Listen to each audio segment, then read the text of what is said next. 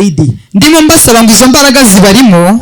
Nilikuwa nasema hizo nguvu ziko ndani yenu. Ahubwo twese dushaka uburyo ziba active kugira ngo zikore. Na tena tutafute namna vile hizo nguvu zinafanya Imana. Hizo nguvu za Mungu zikora ibirenze. Zinafanya zaidi. Imana ishobora kugukoresha ibintu. Mungu anaweza kukufanyisha kazi. Imbaraga zayo ziri muri wowe. Sababu ya nguvu zake ziko ndani yako. Imana yafata ikiganza cyawe. Mungu anaweza chukua mkono wako ikagikoresha ugakora kuri benshi bagakira. Ikaitumikisha na ukaguza watu wengi wakaweza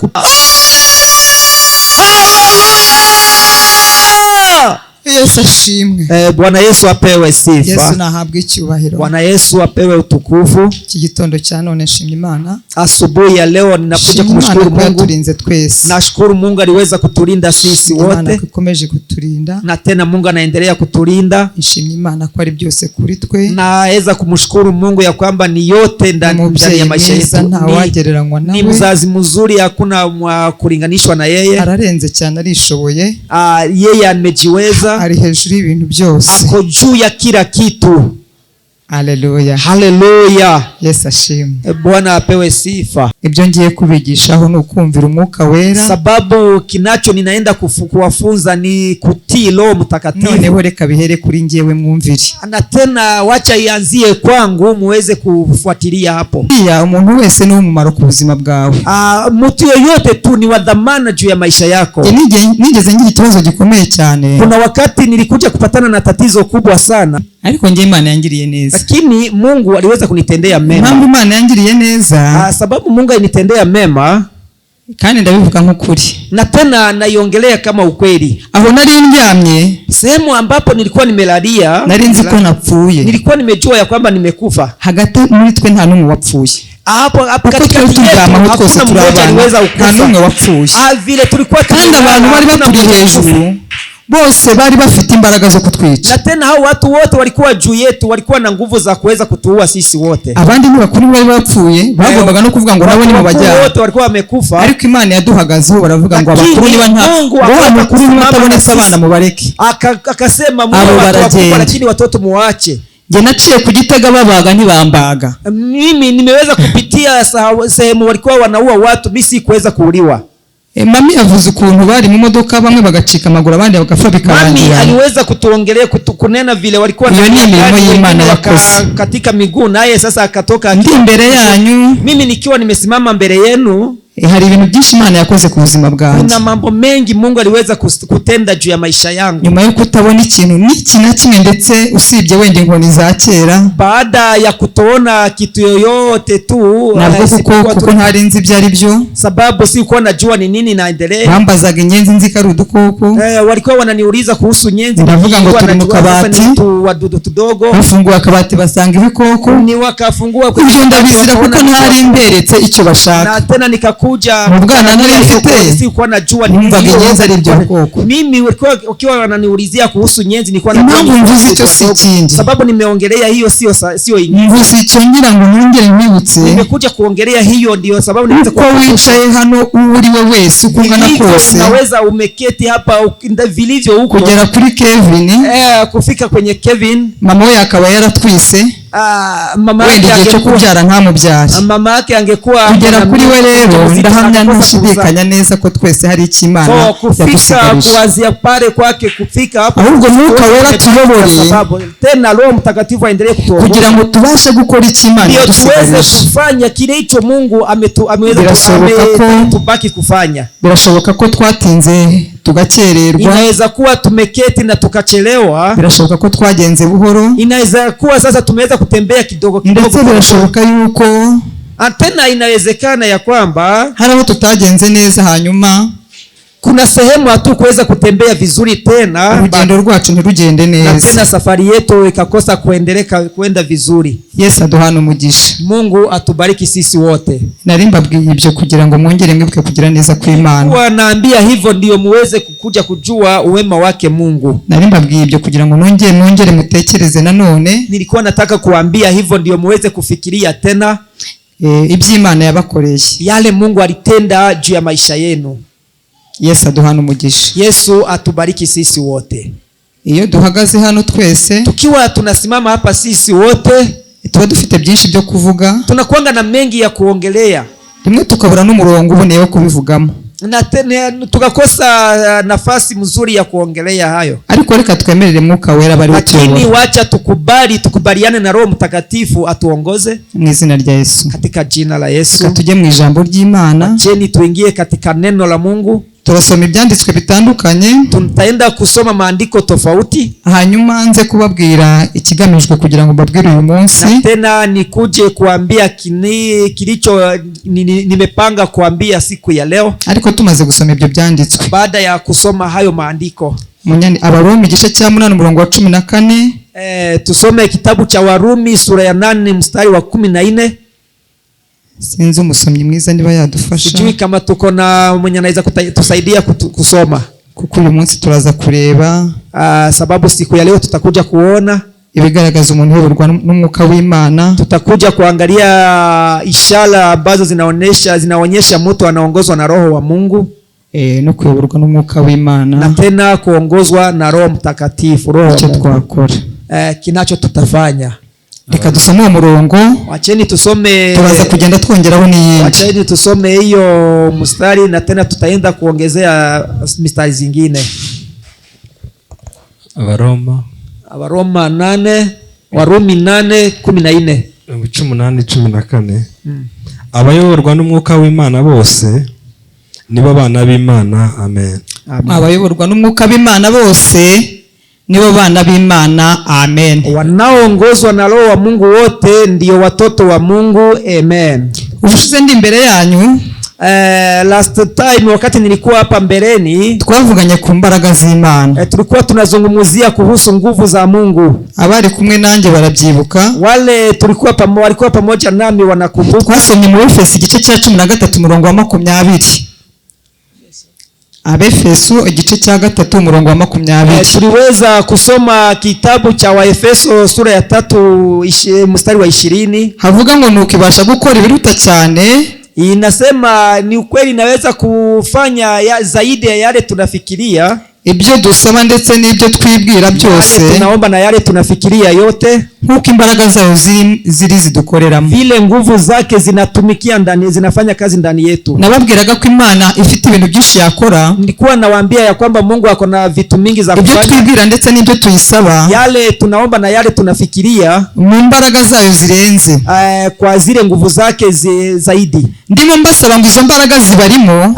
Nilikuwa nasema hizo nguvu ziko ndani yenu, ahubwo twese dushaka uburyo ziba active kugira ngo zikore, na tena tutafute namna vile hizo nguvu z'Imana, hizo nguvu za Mungu zikora ibirenze, zinafanya zaidi. Imana ishobora kugukoresha ibintu, Mungu anaweza kukufanyisha kazi, imbaraga zayo ziri muri wowe, sababu ya nguvu zake ziko ndani yako. Imana yafata ikiganza cyawe, Mungu anaweza chukua mkono wako ikagikoresha ugakora kuri benshi bagakira, ikaitumikisha na ukaguza watu wengi wakaweza kupona. Icyo mbyutse mbabwira muri iki gitondo, kinacho kimefanya niamuke kuambia asubuhi ya leo, Umwuka Wera, ya kutii Roho wa Mungu. Hari abantu benshi tuzi muri Biblia, kuna watu wengi tunajua katika Biblia, ndavugaho bakeya, nitakuja kuzungumzia kuhusu wachache kugira ngo mbabwire ibigaragaza umuntu uyoborwa n'Umwuka w'Imana, nikuja kuambia ishara za kuonyesha wale wanaongozwa na Roho wa Mungu. Muri Biblia, katika Biblia,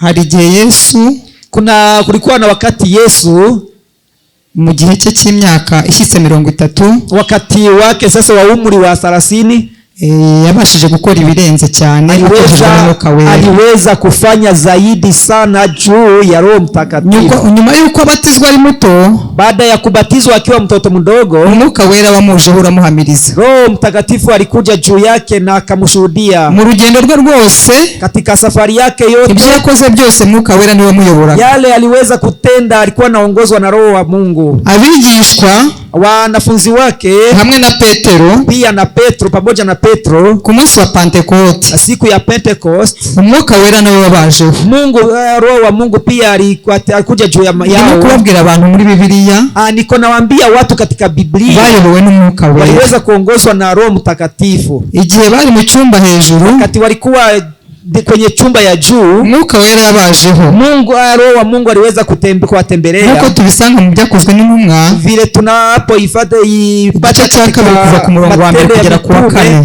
katika Matendo ya Mitume sura ya 2 kuanzia mstari wa kwanza mpaka mstari wa umurongo wa mbere kugera ku wa 4. Matendo ya Mitume sura ya 2 kutoka mstari wa kwanza mpaka mstari wa 4. No turi busange abigishwa na Petero. Hapo ndipo tutakuja kupata wanafunzi kama Petro ubakira umwuka wera.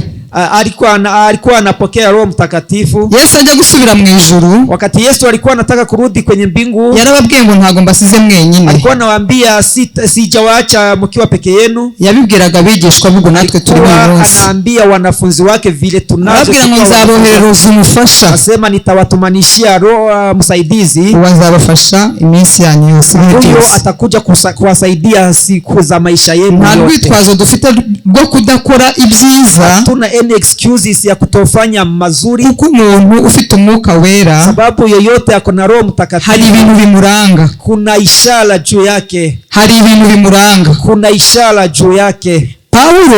Paulo mu kazi ke yakoze ko kuvuga ubutumwa bwiza, katika kazi yake aliweza kufanya ya kuhubiri, ndetse n'inzano rwandiko yanditse, na tena hayo maandiko yote yandika maandiko yote yayoborwaga n'umwuka wera. Alikuwa maongozwa na Roho Mtakatifu. Mwuka wera niwe wamuyoboye. Roho Mtakatifu ndiye alikuwa anamuongoza. Mbese wewe uri hano, na tena wewe uko mahali hapa, urimo kwemerera mwuka wera akuyobore? Kweli unatii ama unakubaliana na Roho? Mbese buri kimwe cyose urimo gukora, kwa kile chote ambacho una plan, mbese urimo kumvira mwuka wera? Kweli unatii Roho Mtakatifu? Tekereza na none hanchece. Fikiria hapo ukiwa umenyamaza kidogo. Nta kintu mwuka wera kubwiye. Hakuna kitu Mungu Roho Mtakatifu amekuongelesha. Wikwinangira. Wikwinangira umutima wawe. Kwanga kumva icyo Mwuka akubwira wako sana. Ufungura umutima wawe. Fungua moyo wako kugira ngo wemerere mwuka wera ko icyo gukora muri wowe. Na Roho Mtakatifu aweze kukuongoza. Imbaraga z'Imana, nguvu za Mungu, ngewe iyo nzivuga mba numva nafite uburyo nazisobanura. Nazizungumzia siwezi ipata namna ya kuzieleza. Kuko numva nzigenderamo, sababu najihisi kutembea na pia najisikia kuongea. Buri kimwe cyose numva ariho gishingiye. Kinacho chote nafanya nasikia cyane. Mungu amefanya vizuri sana. Wewe watwohereje Kristo akaducungura. Ndiye aliweza kutumanishia Yesu Kristo akaweza kutukomboa. Yesu yarakoze kwemera kujya ku giti. Yesu alifanya vizuri kukubali kwenda kwenye msalabani, kwenye kiti, kubera ngewe nawe, sababu yami na wewe. Kandi ndamushima ko atadusize wenyine twenyine. Namshukuru sababu ndamushima ko yadusigiye umwuka wera. Aliweza kutuachia Roho Mtakatifu. Ndamushima ko yabikoze kugira ngo twese. Namshukuru sababu aliweza kufanya abashe kutuyobora urugendo rwacu turimo tugenda muri iyi si. Aweze kutuongoza safari yote ya hapa duniani kugira ngo tuzagere amahoro. Ndiye tuweze kufika huko amani. Kuko yatugombaje kudutegurira. Sababu alituambia ameenda kutuandalia. Ndio mapanya yako na sisi tuwe mahali hapo. Azagaruka dutware. Atarudi kutuchukua. Haleluya. Haleluya. Yesu ashimwe. Bwana asifiwe sana. Yesu nashimwe. Bwana apewe sifa. Ndetse n'umwana muto uzi gusenga. Tena hata mtoto mdogo anajua kuomba. Ntabwo azagira ubwoba azafashwa no gusenga. Atakuwa na woga, atasaidiwa na maombi. Wamaze kujya mu mwuka wo gusenga. Mwenye anayeingia kwenye roho ya kuomba. Azi neza hari icyo mwuka wera kubwira. Anajua vizuri ya kwamba kuna kinacho roho anakuzungumza na wewe. Ndashima Imana kubw'umugoroba wahise. Anashukuru Mungu sababu ya jioni ya jana. Nta kintu na kimwe dukora Imana itareba. Hakuna kitu chochote tunafanya bila Mungu kuangalia. Kandi ngo buri kazi kose dukora, na tena katika kazi yote tunafanya Imana igugotesha ingabo zidufasha. Mungu anaendelea kutuzungusha ingabo ziturinda. Mungu anatupea wanajeshi wa kutulinda. Ukuri ntabwo yakurindira ubusa. Mungu hawezi kukulinda bure. Ndabikuhamiriza ndi imbere yawe iki gitondo. Niko nakushuhudia hivyo ya kwamba ubwo twari turi kumwe hano nimugoroba nako ni babiri. Kwa wale ambao tulikuwa na wao jioni ya jana, leo walikuwa wawili. Hari message yaduhaye. Kuna ujumbe Mungu aliweza kutupatia. Ndashima Imana ko buri wese uri hano. Nashukuru Mungu ya kwamba yoyote akora anapaswa kufanya kitu. Hari malaika kujuza kareba. Kuna malaika anakuja kuangalia. Akaza kitegereza. Anakuja akatazama. Ubikora neza. Akaangalia kwamba unafanya vizuri. unalia, ubikora wivuvuta, kama unafanya ukiwa unalalamika, niba urimo kubikora ureba ku bandi, hata kama unafanya ukiangalia kwa wengine. Cha none asubuhi ya leo, buri kimwe cyose ukoze habe mu nzu y'Imana n'ahandi, kazi yote unafanya ikiwa ni hapa ndani ya nyumba ya Mungu, na kuombea na kuombea ndio usiweze kuongozwa na hisia zako mu mutima wawe ko Imana irimo kukureba, na kuombea ndio uweze ukiwa unaelewa. Malaika yaratugendeye twebwe muri uyu mugoroba washize, aliweza kututembelea jana ya jioni, akaangalia vile tunafanya, akaangalia vile tunatembea, tumena amazi, akatazama vile tunamwaga maji, tutitaye ku mugongo cyangwa n'ibindi bitubabaza, akaangalia ya kwamba vile hatufikirie kwenye mugongo dushaka ko hose dusiga hasa neza, akaangalia vile tutaacha sehemu yote ikiwa safi, na tena akatazama. Imana yacu ishimwe, Bwana apewe sifa. Ukuri ndakubwira iki gitondo, kweli nakwambia asubuhi ya leo umwuka w'Imana uri hano, Mungu wa roho wa Mungu ako mahali hapa, kandi Imana iri hano hantu, na tena Mungu ako mahali hapa, kandi ntutekereze ibintu byose mu bifatika, na tena anatufikiria mambo yote. Kuba ntacyo ufite, waburaye, wabwiriwe, hari ibintu byinshi twifuza mu buzima bwacu, chochote, umelala njaa au kukuwa na chakula, ariko Imana ngewe nzi ko ari papa, lakini kinacho najua ni ya kwamba Mungu ni papa yetu. Imana nzi ko ari byose, najua Mungu ni yote. Ababyeyi mwese muri hano, wazazi wote mko mahali, mujye mwicara mutekereze abana barimo kubasabira hapa, na mufikirie wakati watu wanakuja kuwaomba. Iyo bakibasabye, wakati wanakuja kuwaomba, harimo barira cyane, kuna wengine wanalia sana, harimo baza bakanataka, kuna wengine wanakuja wakipiga nduru, harimo n'uvuga rimwe akiyicarira, na kuna mmoja anakuja na ongea, harimo n'uragisaba na keti, na kuna wengine wanaomba, harimo n'usabisha amarira nkuko nabivuze, na kuna wengine wanaweza kuomba.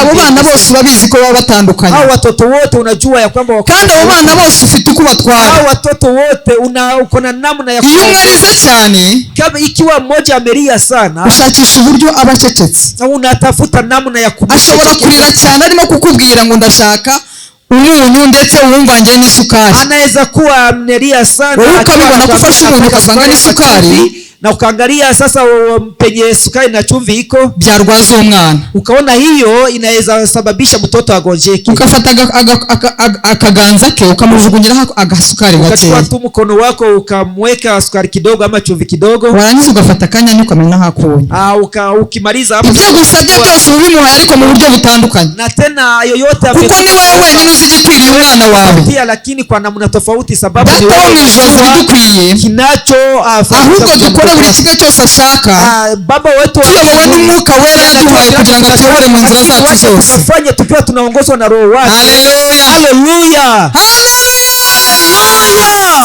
haleluya, haleluya. Ntabwo nasoza ntababwiye, siwezi kumalizia kabla sijawaambia byibura ibintu bitanu, labda mambo matano bigaragaza umuntu uyoborwa n'umwuka wera, inaweza onyesha mtu ambaye ako na roho wa Mungu ndani yake.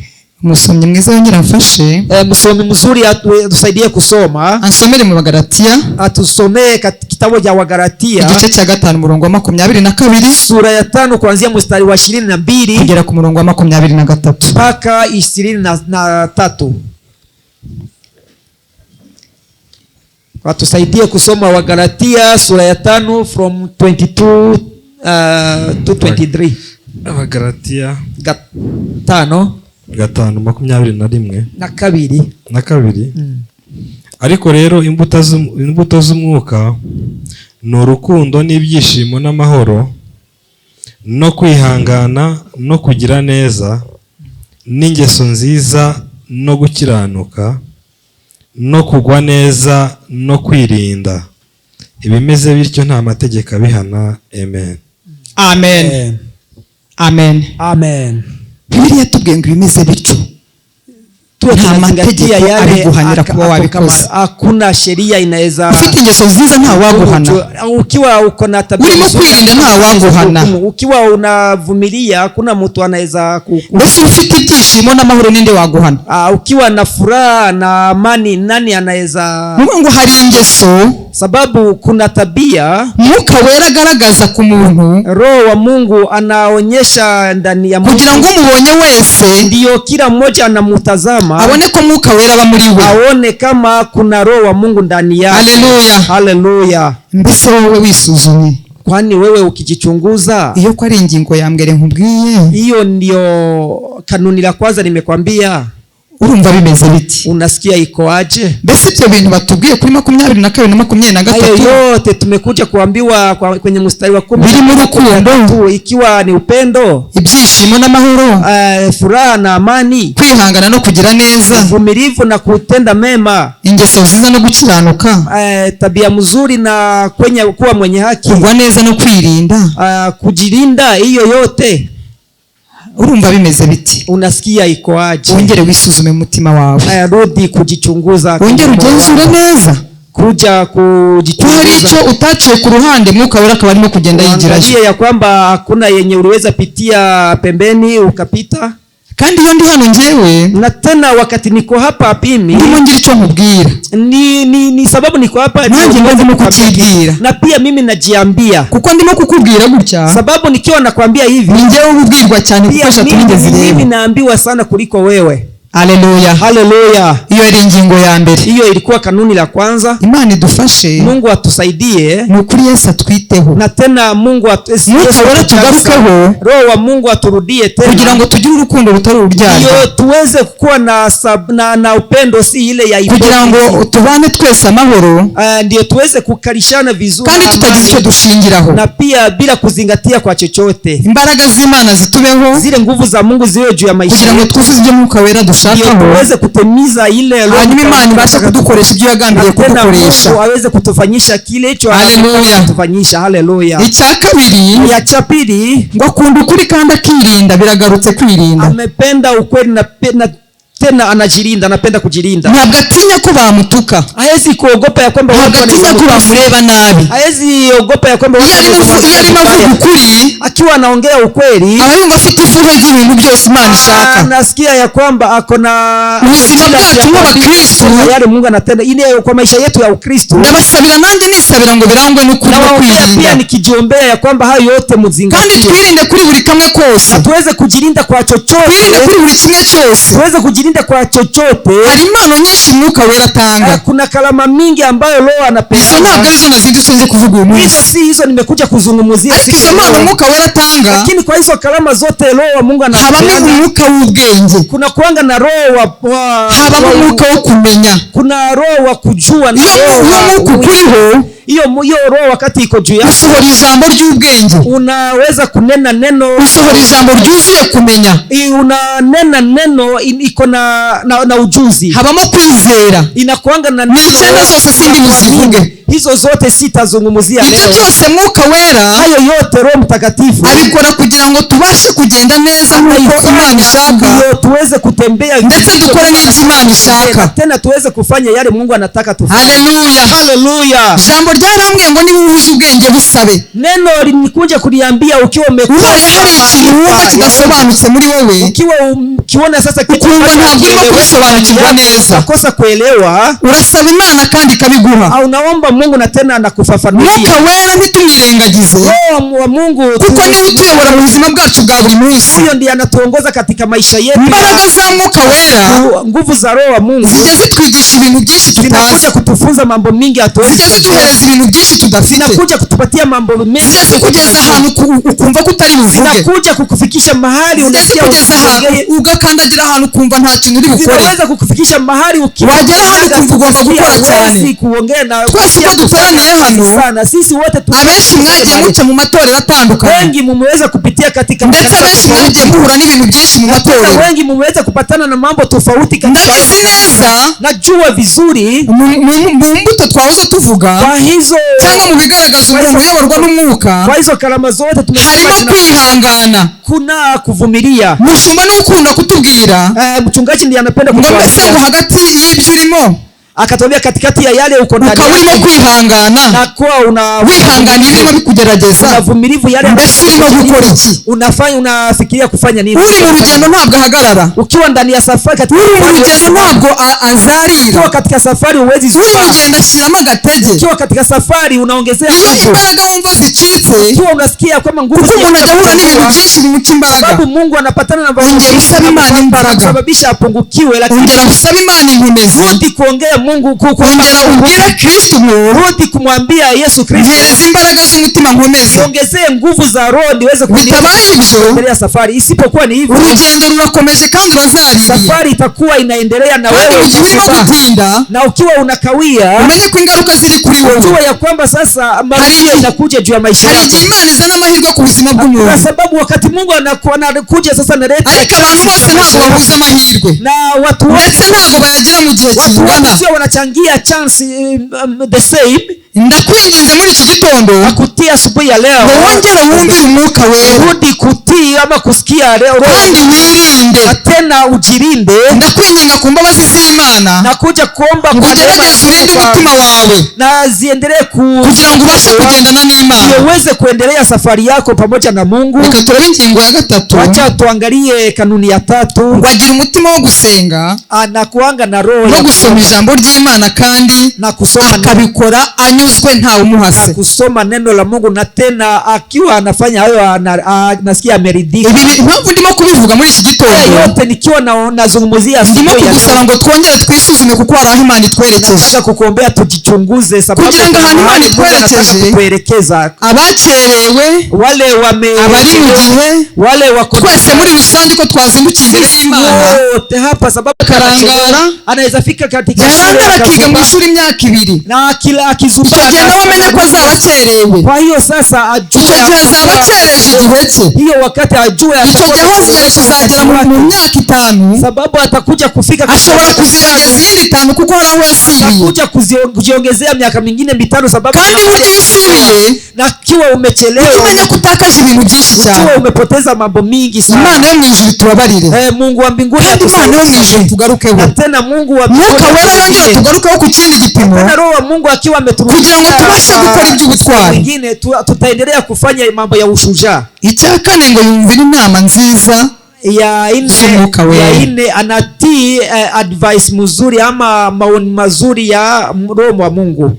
Mwuka Wera ararenze, roho wa Mungu amezidi sana, tugira inama, roho wa Mungu nubona utacyumvira Umwuka Wera, ukiwa unatii roho wa Mungu, nubona ukicara, ukiwa umeketi, unaona abantu bakakubwira ukica amatwi, na watu wanakuambia, alafu nubona ukicara, ukiwa umeketi, ukaburi mu bintu bidafite umumaro, na ukiwa uko ndani ya faida, hapo aho waciye ku ruhande, hapo unatakume. Ntabwo Mwuka Wera ajya ayobora umuntu kujya mu bidafite umumaro, hakuna vile Mungu ntabwo Mwuka Wera ajya arema igikundi gicamo ibice, kupitia kwa yale mambo, ntabwo Mwuka Wera ajya yigisha ibyo ngibyo. hawezi tuongoza mambo kama hayo. Imana yo mu gihugu cyo mu ijuru itubabarire, Mungu ambaye wa nchi ya mbinguni atusaidie, aho twaba twaragenze nabi tutabizi, mahali ambapo tumeweza tembea vibaya. Mwuka Wera iki gitondo aragarutse kongera kukubwira ngo ngera wisuzume. Mungu asubuhi leo amerudi urebe neza niba uri mu rugendo neza, jua ya kwamba uko urebe neza niba urimo kumvira Mwuka Wera, angalia vizuri uko ahantu ashaka kukujyana, sababu ntabwo muzagenda mutarimo kumwumvira, utaweza kuongoza. ushobora kugera mu rugendo hakomeye, unaweza fika mahali Mwuka Wera atakiri kumwe nawe, na pia roho upate kurangiriyeho. Hiyo wakati sasa mambo itakuwa imeisha. Twongera tureme ibihe byo gusenga, tukuje kuchunguza kandi dusome cyane ijambo ry'Imana, na tena tusome neno la Mungu. Twongere tureme ibihe byo gusenga, na tena tuweze kuweka nyakati za maombi no gusoma ijambo ry'Imana, na kusoma neno la Mungu. Abantu baba byibura bamara icyumweru, reka mvuge icyumweru kuko hari n'abatagikora, basomyemo ijambo ry'Imana kabiri. Watu ambao wanasoma neno la Mungu mara pili katika wiki, n'abatazamuye mwese babikoze, Imana ibaha umugisha. Hata wale hawako, haleluya, Mungu awabariki.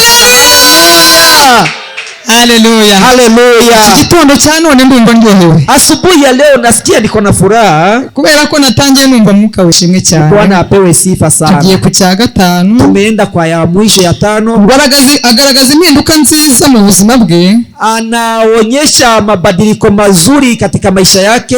Urugero niba yagiraga amagambo mabi, kwa mfano imvugo zitari nziza, maongezi ama matamushi mabaya, ibitutsi niko nyanumva ama matusi, agaragaza impinduka, anaonyesha mabadiliko. Mukajya kubona mukabona wa muntu yarahindutse. Unakuja mnaangalia mnaona yule mtu amebadilika kweli. Ugende wisuzume kuri ibyo byose nanjye nisuzume. Enda ujichunguze kabisa na mimi nijichunguze. Hanyuma twongere twinginge Mwuka Wera. Tena tukuje kumuomba Roho wa Mungu. Tumubwire ngo Mwuka Wera dufashe. Tumwambie Roho Mtakatifu tusaidie. Kugira ngo tubashe gukora ibyo ushaka. Tuongoze ndio tuweze kufanya kinacho. Tuyobore ibyo turimo kuvuga bitari byo. Tuongoze ndio yale tumunsi kundi twongere twisuzume. Na tena siku ya leo turudi kujichunguza. Maze Mwuka Wera yongera akorere muri twe. Roho wa Mungu arudie kufanya kazi ndani yetu. Kwa Mwuka Wera wararenze. Sababu Mungu amezidi. Roho wa Mungu ni kiongozi. Mwuka Wera arigisha. Roho wa Mungu anafunza. Ni utumihira imiho. Yeye anatuombeanga tu, anafikisha byinshi cyane bitandukanye. Anatusaidia kwa yale mingi sana tofauti. Ubuzima tubamo bwa buri munsi, maisha ambayo tunapitia katika isi ya none dukeneye Mwuka Wera. Hii ulimwengu ya siku hizi tunahitaji Roho Mtakatifu. Ushobora kuvuga Mwuka Wera, naweza zungumzia kuhusu Roho Mtakatifu. Imitima yanyu ikababwira ngo ariko na mushumba yarabivuze. Na tena roho zenu zikaambia pia ariko bajya batubwira Mwuka Wera. Lakini tunaambiwa ya kwamba Roho Mtakatifu. Je, mbabwira abagabo bayobowe n'Umwuka. Mimi nilikuwa nawaambia na Roho wa Mungu ni wachache sana kwa wale nimezungumza. Mbabwira n'ibintu byadufasha kugira ngo tugaragare ko kuongea kuhusu yale yanaweza tusaidia kuongozwa na Roho wa Mungu. Nuko ushize nababwiye ko hari imbaraga z'Imana zikorera muri twe. Siku zilizopita niliwaambia vile nguvu za Mungu zinafanya kazi ndani yetu. Imana iraturindiriye kuko Mwuka Wera hari cyashaka gukora. Mungu anatungoja ndio tuweze kuonyesha Mungu ako ndani yetu. Hari byinshi twakora twamaze kumva Mwuka Wera. Kuna mambo mingi tunaweza fanya. Yesu adufashe cyane. Bwana Yesu atusaidie sana. Mwuka Wera tuyobore. Roho wa Mungu atuongoze. Mwuka Wera dufashe. Roho wa Mungu atuongoze, atusaidie. Mwuka Wera atwiteho, atubere byose. Roho wa Mungu atujali na akuwe mambo yote juu ya maisha yetu. Imana ibakomeze kandi ikomeze ibibutsi byo mugomba gukora. Amen. Awasaidie kukoma na tena waendelee kuongoza mfanye nacho mmepangiwa. Ndagushimye kuri byose kuri twebwe. Mwuka Wera urarenze. Nukomeze utubere byose, utubere umuyobozi. Wiyerekane wihesha ikuzo. Urarenze ntawe uhwanye nawe papa. Ngaho urubyaro rwawe, abana bawe bazindukiye imbere yawe. Ntiwongere ubaganirize. Maze Mwuka Wera aganze cyane kuri bo, kugira ngo ibyo ugambiriye gukora iyi minsi mikeya turi hano bibashe gukorwa badakerewe. Urakoze kuko ubikoze mu izina rya Yesu. Amen.